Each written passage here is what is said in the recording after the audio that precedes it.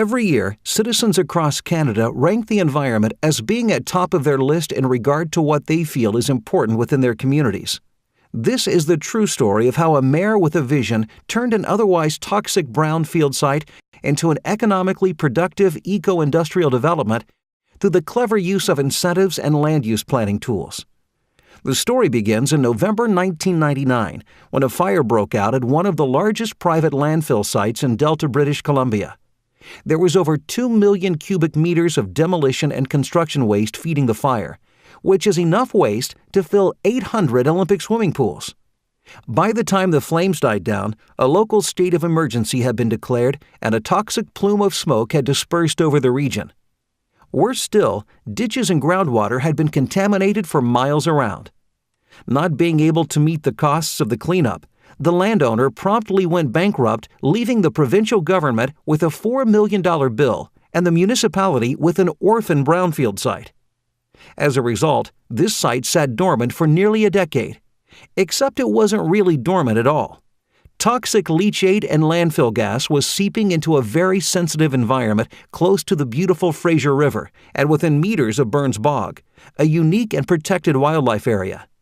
This wasn't the only landfill, though. There were other privately owned sites that had turned the River Road East Corridor into a patchwork of wasteland, industrial storage, and truck parking.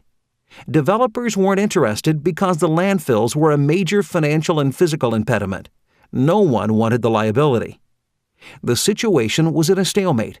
The landfills continued to pollute the environment, but the costs of closing the sites, managing the pollution, and developing the land were more than the properties were worth.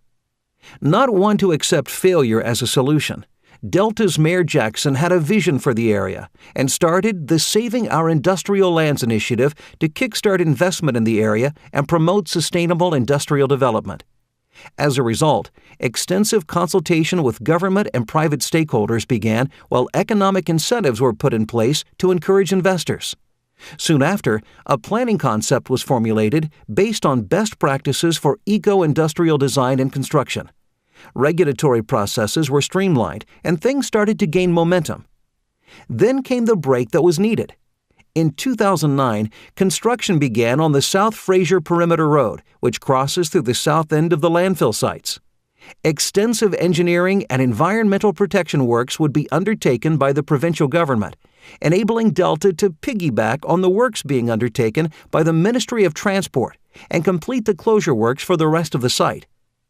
Delta presented a proposal to the owner of the adjacent land, which gave them Delta's land for free, together with a break on their property taxes if they agreed to close their landfill and relocate their business headquarters. It was a win-win-win situation for Delta, the business owner, and the environment. Today, from this one landfill site, more than 20,000 cubic meters of leachate is kept out of the environment each year, and 20,000 tons of greenhouse gas has been diverted from our airshed. Burns Bog is protected, and a large area of wasteland has been transformed into productive industrial use with hundreds of jobs and green buildings. This site is a blueprint for the redevelopment of the other landfill sites, and together, with the environmental and social benefits, will drive the revitalization of the local economy.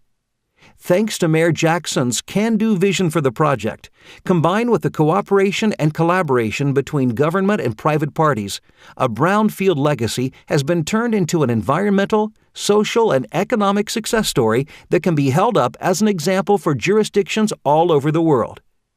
It makes you wonder what else can be achieved when one is willing to think outside of the square and collaborate with others and the environment in mind.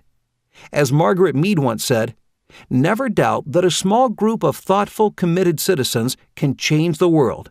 Indeed, it's the only thing that ever does."